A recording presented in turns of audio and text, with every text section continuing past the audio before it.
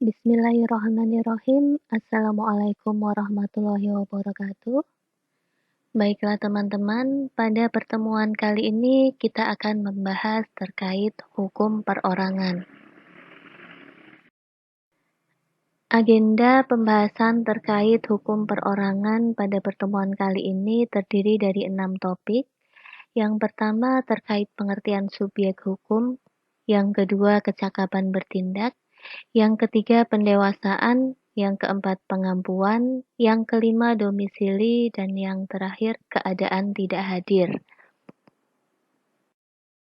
Sebelumnya kita akan bahas terlebih dahulu terkait pengertian hukum perorangan.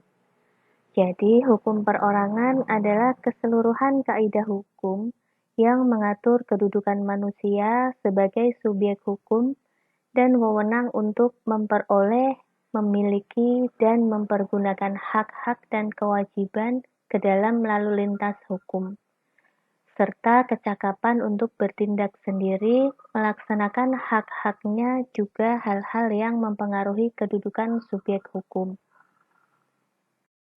Kemudian terkait pengertian subjek hukum, menurut ilmu hukum, yang dimaksud dengan subjek hukum adalah orang. Subjek hukum tersebut dapat berupa naturalistic person atau orang dalam arti ilmiah yaitu manusia, dan legal person yang berarti badan hukum atau merupakan himpunan dari orang. Subjek hukum atau legal subject adalah segala sesuatu yang memiliki kewenangan hukum, penyandang hak dan kewajiban dalam perbuatan hukum. Subjek hukum sangat terkait dengan kecakapan secara hukum dan kewenangan dalam hukum. Subjek hukum adalah setiap pembawa atau penyandang hak dan kewajiban dalam hubungan-hubungan hukum. Lahirnya hak-hak keperdataan seseorang dimulai sejak kelahirannya sebagai manusia dan berakhir dengan kematian ketika hak-hak dan kewajibannya berpindah pada ahli waris. Begitu juga bagi kedudukan badan hukum, lahirnya hak keperdataan bagi badan hukum dimulai sejak berdirinya badan hukum tersebut sesuai peraturan perundang-undangan yang berlaku dan berakhir sejak berhentinya atau berakhirnya status dan kedudukan badan hukum yang bersangkutan menurut hukum yang berlaku. Jadi, hak-hak keperdataan itu tetap ada selama subjeknya itu masih ada. Dan hak-hak keperdataan itu tidak ada manakala subjek hukum tersebut tidak ada. Subjek hukum manusia. Setiap manusia merupakan subjek hukum, yang artinya setiap manusia dapat menyandang hak dan kewajiban. Kewenangan yang bersumber pada hak-hak keperdataan tidak tergantung pada hak-hak kenegaraan. Artinya, hak keperdataan tidak tergantung pada agama, golongan, jenis kelamin, umur, dan kedudukannya dalam negara yang menyangkut hak ketatanegaraannya atau hak politiknya. Kepribadian seseorang sebagai manusia telah ada sejak ia dilahirkan. Jadi, pada anak yang belum lahir, dianggap belum mempunyai eksistensi dan kepribadian menyandang hak dan kewajiban yang diatur hukum. Akan tetapi, Pasal 2 KUH Perdata menegaskan, meski seorang anak belum dilahirkan, demi kepentingan anak dapat dianggap sebagai subjek hukum penyandang hak. Akan tetapi, hal ini hanya berlaku dengan syarat anak tersebut lahir hidup dan kepentingan anak hanya yang berkaitan dengan hak-hak harta kekayaan saja. Subjek hukum badan hukum. Manusia adalah makhluk sosial. Dinamika kepentingan manusia menyebabkan manusia tidak dapat hidup sendiri dan memiliki kecenderungan hidup berkelompok dan bermasyarakat. Kebutuhan hidup bermasyarakat tersebut menimbulkan kepentingan bersama yang diwujudkan melalui badan-badan atau perkumpulan-perkumpulan. Namun, hanya badan hukum yang diklasifikasikan sebagai subjek hukum. Badan hukum dapat bertindak dalam lalu lintas hukum dengan perantaraan pengurusnya. Jadi, badan hukum dapat melakukan perbuatan-perbuatan hukum seperti contohnya memiliki kekayaan sendiri, melakukan jual beli, dan dapat digugat ataupun menggugat di muka pengadilan. Badan hukum harus memiliki unsur-unsur pokok antara lain harta kekayaan yang terpisah dari harta kekayaan subjek hukum yang lain. Jadi, harta kekayaan badan hukum tersebut bahkan tidak boleh bercampur dengan harta kekayaan anggota dari badan hukum itu sendiri. Kemudian, mempunyai tujuan yang tidak bertentangan dengan peraturan perundang-undangan, mempunyai kepentingan sendiri dalam lalu lintas hukum, memiliki organisasi kepengurusannya yang bersifat teratur, sesuai dengan peraturan perundang-undangan yang berlaku maupun sesuai dengan peraturan internal badan hukum itu sendiri. Kemudian terdaftar sebagai badan hukum. Jenis-jenis badan hukum. Badan hukum dapat dibedakan menjadi dua jenis. Yang pertama badan hukum publik dan yang kedua badan hukum privat. Badan hukum publik atau public reg merupakan badan hukum yang dibuat menurut hukum publik atau badan hukum yang mengatur keterkaitan antara negara dan atau aparatnya dengan warga negara yang berkaitan dengan kepentingan umum atau kepentingan publik. Contohnya negara, provinsi, kabupaten, kota, lembaga negara, BUMN atau BUMD, Bank Negara, dan sebagainya. Yang kedua, badan hukum privat. Badan hukum privat atau private reg merupakan badan hukum yang dibuat menurut dasar hukum perdata atau hukum sipil yang menyangkut kepentingan pribadi atau orang perorangan dalam badan hukum itu.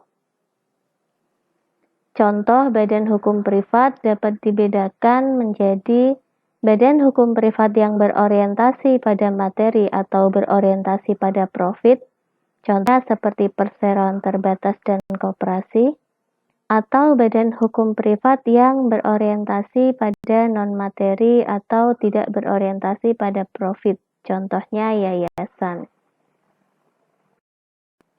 Sebelum kita lanjutkan ke topik pembahasan berikutnya, silahkan saya beri kesempatan kepada teman-teman apabila ada yang ingin ditanyakan atau ada masukan dan saran terkait subjek hukum perdata tadi.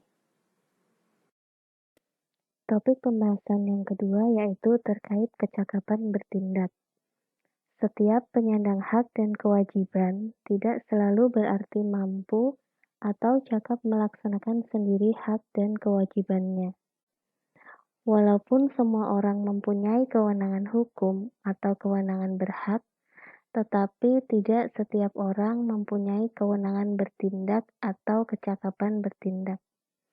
Ada orang-orang yang dianggap tidak cakap untuk melakukan perbuatan hukum sesuai dengan ketentuan yang diatur dalam pasal 1330 KUH Perdata, yaitu yang pertama orang-orang yang belum dewasa atau belum mencapai usia 21 tahun, yang kedua orang-orang yang berada di bawah pengampuan atau kiratel, seperti orang sakit ingatan, pemboros, pemabuk, dungu, dan lain-lain. Yang ketiga, perempuan yang telah kawin. Akan tetapi, ketentuan terkait ketidakcakapan perempuan yang telah kawin berdasarkan pasal 1330 KUH Perdata tersebut tidak berlaku lagi berdasarkan pasal 31 Undang-Undang Nomor 1 Tahun 1974 tentang perkawinan yang menyebutkan bahwa Hak dan kedudukan istri adalah seimbang dengan hak dan kedudukan suami dalam kehidupan rumah tangga dan pergaulan hidup bersama dalam masyarakat. Masing-masing pihak berhak untuk melakukan perbuatan hukum. Jadi, sesuai dengan ketentuan pada pasal 31 Undang-Undang Perkawinan, maka ketentuan pada pasal 1330 KUH Perdata terkait ketidakcakapan perempuan yang telah kawin tidak berlaku lagi. Ada variasi definisi ukuran dewasa menurut hukum perdata. Berikut macam-macam ukuran dewasa dalam hukum perdata. Yang pertama menurut KUH Perdata. Pasal 330 ayat 1 KUH Perdata menyebutkan bahwa orang yang belum dewasa adalah mereka yang belum berumur 21 tahun dan belum pernah kawin. Kemudian ayat 2 menentukan, apabila perkawinan berakhir sebelum 21 tahun, mereka tidak kembali lagi dalam keadaan belum dewasa. Jadi yang termasuk dewasa menurut pasal 330 ayat 1 KUH Perdata tersebut adalah orang yang sudah berusia 21 tahun atau belum berusia 21 tahun tetapi sudah pernah menikah atau kawin. Apabila ada seseorang yang belum berusia 21 tahun tetapi mereka sudah menikah, maka secara hukum perdata dianggap sudah dewasa. Meskipun perkawinan tersebut nanti berakhir sebelum mereka berumur 21 tahun, berakhirnya perkawinan tersebut tidak menjadikan mereka kembali lagi dalam keadaan belum dewasa. Yang kedua, ukuran dewasa menurut Undang-Undang Perkawinan. Pasal 47 ayat 1 Undang-Undang Perkawinan menentukan bahwa anak yang belum mencapai umur 18 tahun atau belum pernah melangsungkan perkawinan ada di bawah kekuasaan orang tuanya selama mereka tidak dicabut kekuasaannya. Adanya ketentuan batas usia dewasa 18 tahun menurut pasal 47 Undang-Undang Perkawinan tersebut menyebabkan batas usia dewasa 21 tahun menurut pasal 330 ayat 1 KUH Perdata menjadi tidak berlaku. Kedua ketentuan tersebut sama-sama mengatur tentang usia dewasa terkait perkawinan. Sedangkan dalam pasal 66 Undang-Undang Perkawinan menyebutkan bahwa segala sesuatu yang berhubungan dengan perkawinan, ketentuan dalam KUH Perdata tidak berlaku sepanjang telah diatur dalam Undang-Undang Perkawinan. Jadi, dapat disimpulkan bahwa ketentuan pada pasal 47 Undang-Undang Perkawinan tersebut mengesampingkan ketentuan pada pasal 330 ayat 1 KUH Perdata. Yang ketiga, ukuran dewasa menurut kompilasi hukum Islam atau KHI. Menurut pasal 98 ayat 1 KHI, batas usia dewasa dalam KHI sama dengan batas usia dewasa menurut KUH Perdata, yakni 21 tahun atau belum berumur 21 tahun tetapi sudah pernah melakukan perkawinan. KHI bukan merupakan undang-undang, melainkan adalah Instruksi Presiden Nomor 1 Tahun 1991. Ketentuan dewasa menurut KHI ini juga bertentangan dengan pasal 47 Undang-Undang Perkawinan. Sehingga ketentuan usia dewasa menurut KHI ini sepanjang terkait dengan perkawinan menjadi tidak berlaku lagi baik berdasarkan pasal 66 Undang-Undang Perkawinan maupun berdasarkan atas azas lex superiori derogat lex inferiori yang artinya Hukum yang lebih tinggi mengesampingkan hukum yang lebih rendah, sepanjang keduanya mengatur hal yang sama tetapi ketentuannya berbeda. Kemudian ukuran dewasa yang keempat yaitu menurut konsep hukum adat. Menurut konsep hukum adat menentukan kedewasaan seseorang hanya berdasarkan kenyataan yang terlihat saja. Apakah seseorang itu mampu berdiri sendiri, mampu bertanggung jawab atas perbuatannya, mampu bersosialisasi di masyarakat. Kedewasaan menurut hukum adat tidak sekedar dilihat dari umur, tetapi mentalitasnya dalam melakukan perbuatan hukum tertentu. Contohnya menikah, kemudian tanggung jawabnya memelihara, menafkahi keluarga, istri, dan anak-anaknya. Hal tersebut secara hukum adat dianggap bahwa seseorang tersebut telah dewasa secara mentalitasnya. Selain ukuran dewasa dalam hukum perdata tersebut, terdapat beberapa ketentuan batas usia khusus untuk melakukan perbuatan hukum tertentu menurut hukum perdata. Yang pertama yaitu dewasa untuk melakukan perkawinan atau batas usia kawin.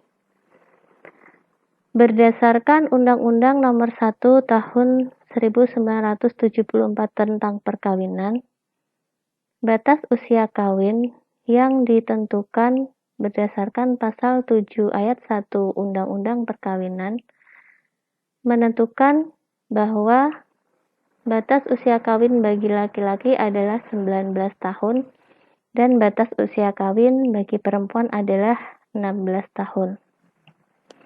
Akan tetapi, ketentuan pada pasal 7 ayat 1 Undang-Undang Perkawinan tersebut kemudian dicabut dengan Undang-Undang Nomor 16 Tahun 2019 tentang perubahan atas Undang-Undang Nomor 1 Tahun 1974 tentang perkawinan yang menyebutkan bahwa batas usia kawin baik bagi laki-laki maupun perempuan adalah 19 tahun. Yang kedua, definisi dewasa untuk menjadi saksi dalam perbuatan hukum perdata atau dalam proses peradilan adalah 15 tahun. Yang ketiga, dewasa untuk melakukan perbuatan pengakuan anak di luar kawin baik bagi laki-laki maupun wanita adalah 19 tahun. Topik berikutnya adalah pendewasaan. Pendewasaan adalah suatu upaya hukum untuk meniadakan keadaan belum dewasa, baik untuk keseluruhan maupun dalam hal-hal tertentu. Pendewasaan ini merupakan upaya orang yang belum berumur 21 tahun, yaitu ukuran dewasa menurut KUH Perdata, yang ingin melakukan perbuatan hukum perdata dengan mengajukan permohonan pendewasaan ke pengadilan. Menurut pasal 419 KUH Perdata mengatur dengan pendewasaan, seorang anak yang masih di bawah umur boleh dinyatakan dewasa atau kepadanya boleh diberikan hak-hak tertentu orang dewasa. Ada dua macam pendewasaan, yang pertama pendewasaan penuh, yang kedua pendewasaan terbatas. Pendewasaan penuh diberikan kepada orang yang telah mencapai usia 20 tahun. Diberikan oleh pemerintah dengan pertimbangan Mahkamah Agung yang terlebih dahulu mendengarkan pendapat dari orang tua, keluarga kandung, maupun wali dari pemohon tersebut. Yang kedua, pendewasaan terbatas. Pendewasaan terbatas diberikan kepada orang yang telah mencapai usia 18 tahun. Diberikan oleh pengadilan negeri setempat atas permintaan yang bersangkutan. Perbedaannya dengan pendewasaan penuh, pada pendewasaan terbatas ini hanya sebatas pada hal perbuatan-perbuatan dan tindakan-tindakan yang dengan tegas diizinkan kepadanya. Sedangkan terkait perbuatan-perbuatan dan tindakan-tindakan yang tidak diizinkan, yang bersangkutan tetap dianggap belum dewasa. Topik berikutnya yaitu terkait pengampuan. Pengampuan atau curatelle adalah suatu upaya hukum untuk menempatkan seseorang yang telah dewasa menjadi sama dengan seperti orang yang belum dewasa. Orang yang ditaruh di bawah pengampuan disebut kurandus, sedangkan pengampunnya disebut kurator. Berdasarkan pasal 433 KUH Perdata, setiap orang dewasa yang menderita sakit ingatan, boros, dungu, dan mata gelap harus ditaruh di bawah pengampuan. Ada beberapa alasan pengampuan, antara lain seseorang tersebut boros, seseorang tersebut lemah akal budinya, atau seseorang tersebut kekurangan daya pikir yaitu sakit ingatan, dungu disertai sering mengamuk. Pengampuan ini terjadi karena adanya putusan hakim berdasarkan adanya permohonan pengampuan. Kemudian ada beberapa golongan orang yang dapat mengajukan permohonan pengampuan, antara lain keluarga kandung atau keluarga sedarah, kemudian suami atau istri, dirinya sendiri, dan kejaksaan. Jadi ketika ada seseorang yang seharusnya dimohonkan pengampuan, tetapi tidak ada keluarga maupun dirinya sendiri mengajukan permohonan pengampuan, maka kejaksaan berhak atau dapat mengajukan permohonan pengampuan terhadap orang tersebut. Selanjutnya terkait domisili atau tempat tinggal. Domisili adalah tempat di mana seseorang tinggal atau berkedudukan serta mempunyai hak dan kewajiban hukum. Selain orang, badan hukum sebagai subjek hukum perdata juga harus mempunyai domisili. Pentingnya domisili bagi subjek hukum antara lain, yang pertama untuk menentukan di mana seseorang harus melangsungkan perkawinan. Karena perkawinan harus dilangsungkan pada tempat tinggal salah satu mempelai. Kedua, menentukan di mana subjek hukum harus dipanggil dan ditarik di muka pengadilan. Karena suatu gugatan perdata umumnya diajukan di pengadilan tempat tergugat tinggal. Yang ketiga, menentukan pengadilan mana yang berkuasa terhadap subjek hukum tersebut. Pada suatu perikatan biasanya ditentukan pengadilan wilayah mana yang akan digunakan apabila terjadi sengketa dalam perikatan tersebut. Ada beberapa macam tempat tinggal. Menurut Abdul Qadir Muhammad, tempat tinggal dapat dibedakan menjadi tempat tinggal yuridis, tempat tinggal sesungguhnya, dan tempat tinggal pilihan. Yang pertama, tempat tinggal yuridis, yaitu tempat tinggal di mana seseorang terdaftar sebagai penduduk sah di suatu desa, yang dibuktikan dengan kartu tanda penduduk atau KTP yang menyatakan terkait dengan hak dan kewajiban yang sah. Yang kedua, tempat tinggal sesungguhnya, yaitu tempat di mana seseorang biasa berada secara fisik menurut kenyataan yang tidak terkait dengan suatu tanda bukti yang sah. Jadi contohnya, apabila secara kartu tanda penduduk seseorang terdaftar sebagai penduduk di Jawa Tengah, tetapi secara fisik penduduk tersebut tinggal di Jawa Timur, maka tempat tinggal yuridisnya adalah Jawa Tengah dan tempat tinggal sesungguhnya adalah di Jawa Timur. Yang ketiga, tempat tinggal pilihan, yaitu tempat tinggal yang disetujui pihak dalam kontrak guna memudahkan penyelesaian sengketanya kelak. Umumnya dipilih kantor pengadilan setempat. Hal ini yang biasanya tadi digunakan dalam kasus-kasus perikatan.